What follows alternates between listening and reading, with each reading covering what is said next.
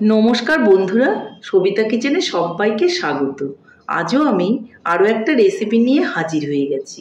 আজ আমি বানাবো মুসুর কষা।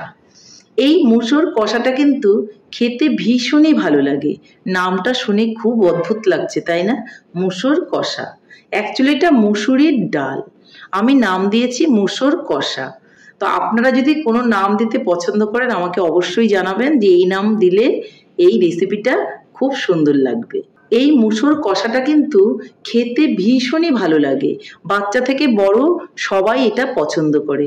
আর এই মুসুরির ডাল কিন্তু আমরা একঘেয়েমি খেতে খেতে আর ভালো লাগে না। এইভাবে আপনারা একটু কষা কষা করে বানাবেন আর রুটি পরোটা গরম ভাতের সঙ্গে খাবেন, দেখবেন আপনাদেরও ভীষণই ভালো লাগবে। তাহলে আমি এই মুসুর কষাটা কি করে বানালাম সেটাই দেখে নেওয়া যাক।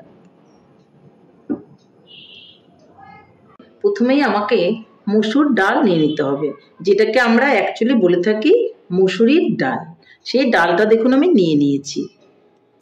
ছোট বড় যেরকম সাইজের ইচ্ছে আপনারা ডালটা নিতে পারেন। এই ডালটাকে প্রথমেই আমাকে ভিজিয়ে দিতে হবে, যার জন্য এখানে আমি জল ঢেলে দিলাম। ভিজিয়ে ডালটাকে রেখে দেব। আপনি ইচ্ছে করলে আগের দিন রাতেও ভিজিয়ে রাখতে পারেন, বা সময় না থাকলে 2 ঘন্টা ভিজিয়ে রেখে তারপরেও কিন্তু মুসুর দমটা বানানো যায়। তাহলে আমি জলটা দিয়ে দিলাম। 2 ঘন্টা পরেই আমি আপনাদেরকে মুসুর দমটা কি করে বানাবো সেটা দেখাবো। তাহলে আমি এখন ডালটাকে খুব ভালো করে ভিজিয়ে রেখে দিচ্ছি। 2 ঘন্টা বাদে আমি আবার ফিরে এলাম।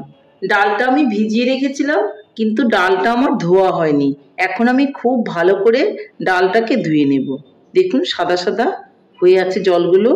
ফ্রেশভাবে ডালটাকে 2-3 বার করে আমি ধুয়ে নেব। ডালটাকে আমি খুব ভালো করে ধুয়ে নিয়েছি, আর সঙ্গে জলটাও কিন্তু ঝরিয়ে নিয়েছি। দেখুন একটা ছাঁকনির উপর ছেঁকে জলটা ঝরিয়ে রেখেছি। মুসুর কষা বানাতে গেলে আমাকে প্রয়োজন হবে কিছু পেঁয়াজ, রসুন আর কাঁচা লঙ্কা। পেঁয়াজগুলোকে আমি কুচি কুচি করে কেটে নিয়েছি, রসুনটাও কুচি কুচি করে কেটে নিয়েছি, লঙ্কাটাও আমি সেই সঙ্গে কুচি কুচি করে কেটে নিয়েছি। আর আমার লাগবে একটা টমেটো। এই টমেটোটাও আমি গুটিটা ফেলে দিয়ে কুচি কুচি করে কেটে নেব। তাহলে এখন আমি চলে যাচ্ছি রান্নার দিকে।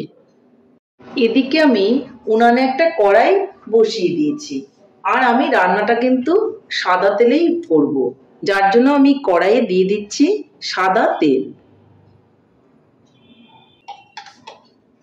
সাদা তেলের সঙ্গে আমি দিয়ে দিব অল্প করে ঘি।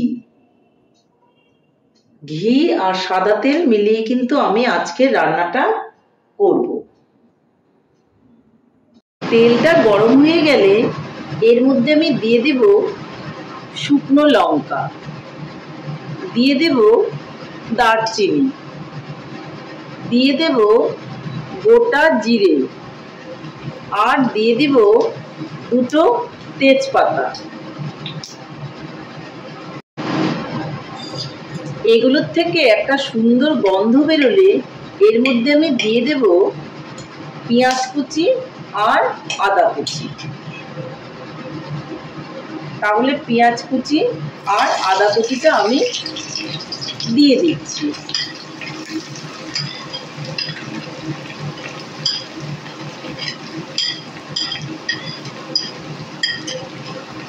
খুব ভালো করে নেড়ে চেড়ে এটাকে আমি ভেজে নেব।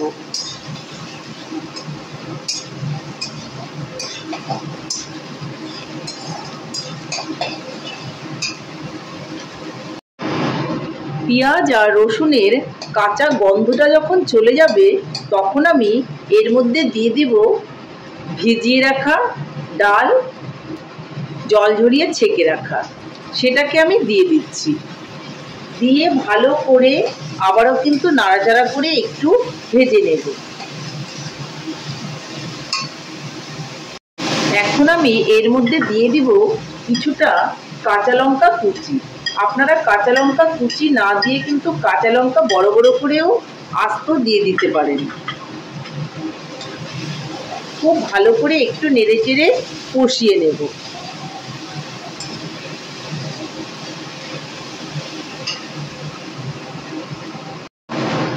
একটু নাড়াচাড়া করে তারপর এর মধ্যে আমি দিয়ে দিব লবণ আর হলুদ। পরিমাণ মতো লবণটা দিতে হবে, আগে খুব একটা বেশি দেবেন না, প্রয়োজন হলে পরে আবার দিয়ে দেবেন। আমি একটু লবণ দিয়ে দিলাম আর দিয়ে দিলাম অল্প করে হলুদ। এখন আবারও এটাকে খুব ভালো করে নেড়েচেড়ে আমি একটু কষিয়ে নেব।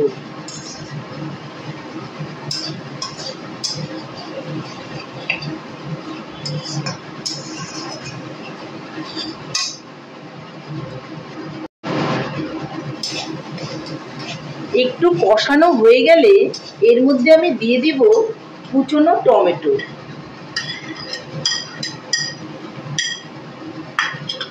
টমেটোটা দিয়েও কিন্তু আমি খুব ভালো করে নেড়েচেড়ে ভেজে নেব।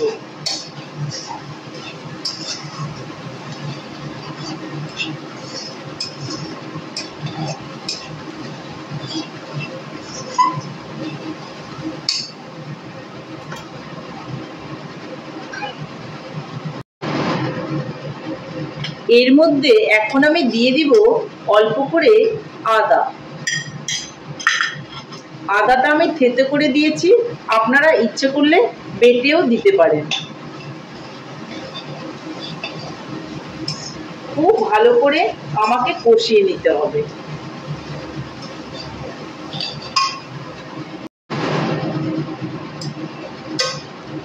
একটু নাড়াচাড়া করে এর মধ্যে এখন দিয়ে দিব কিছুটা কিশমিশ।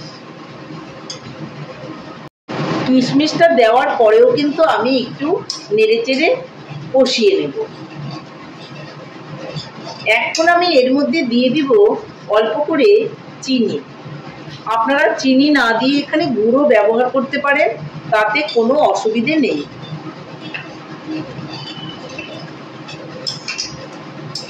খুব ভালো করে কষিয়ে নিতে হবে, তাহলেই কিন্তু রেসিপিটার টেস্ট অনেক বেশি হবে। খুব ভালো করে আমি ডালটাকে কষিয়ে নিচ্ছি মশলার সঙ্গে।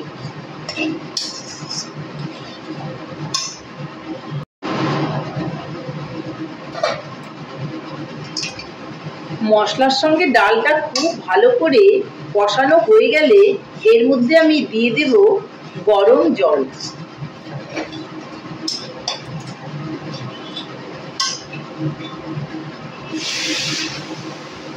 পরিমাণ মতো জলটা দিতে হবে, যেন ডালটা খুব সুন্দর করে সেদ্ধ হয়ে যায়। পরিমাণ মতো এতে জল দিয়ে একটা ঢাকা দিয়ে রেখে দিতে হবে। ঢাকনাটা তুলে আমি দেখে নেব। দেখুন ডালটা কিন্তু হয়ে এসছে।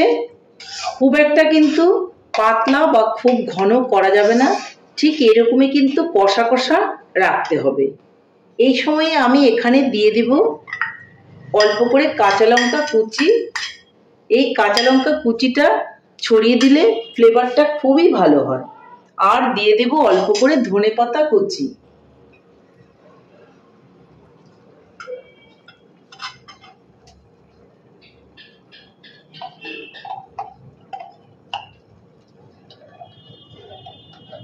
সঙ্গে দিয়ে দেব অল্প করে ঘি। আর নামানোর আগে ঘি, কাঁচা লঙ্কা কুচি, ধনেপাতা আর সঙ্গে একটু দিতে হবে গোলমরিচের গুঁড়ো। তাহলে গোলমরিচের গুঁড়োটাও কিন্তু আমি দিয়ে দিচ্ছি। এটা আমার বাড়িতে বানানো গোলমরিচের গুঁড়ো। ঝালটা আপনি যেরকম খাবেন ঠিক আপনার পছন্দ মতো বেশি বা কম দেবেন।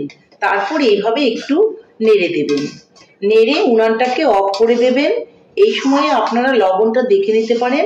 লবণটা যদি ঠিকঠাক না হয় তাহলে আবারও একটু লবণ দিয়ে দিতে পারেন। এখন আমি 2 মিনিটের জন্য ঢাকা দিয়ে রেখে দেব। তারপর আমি সার্ভ করে আপনাদেরকে দেখাচ্ছি। 2 মিনিট পর ঢাকনাটা তুলে নিচ্ছি। দেখুন কতটা সুন্দর হয়েছে। এখন আমি এটাকে নামিয়ে নিয়ে আপনাদেরকে দেখাচ্ছি। তাহলে বন্ধুরা দেখুন, আমার মসুর কষা কিন্তু ফাইনালি রেডি। এই রেসিপিটা কিন্তু খেতে ভীষণই ভালো লাগে। আপনারা বাড়িতে যদি না বানিয়ে থাকেন এভাবে মসুর কষা বানিয়ে নেবেন, দেখবেন গরম ভাত, রুটি, পরোটা সব কিছুর সঙ্গে কিন্তু এটা খেতে ভীষণই ভালো লাগে। তাহলে বন্ধুরা, আমার রেসিপিটা কেমন লেগেছে? আমার রেসিপিটা যদি আপনাদের ভালো লাগে তাহলে লাইক, শেয়ার, কমেন্ট করতে ভুলবেন না। আর আপনি যদি আমার চ্যানেলের নতুন বন্ধু হয়ে থাকেন তাহলে চ্যানেলটা সাবস্ক্রাইব করার অনুরোধ রইল। পাশে থাকা বেল আইকনটি প্রেস করে রাখুন আমার নিত্য নতুন রেসিপির আপডেট পেতে। তাহলে আর দেরি কেন, ঝটপট এভাবে বাড়িতে মসুর কষা বানিয়ে ফেলুন আর সবাই মিলে গরম ভাত, রুটি, পরোটার সঙ্গে খান। নমস্কার, ভালো থাকবেন, সুস্থ থাকবেন। আবার দেখা হবে আরও একটা রেসিপির সঙ্গে।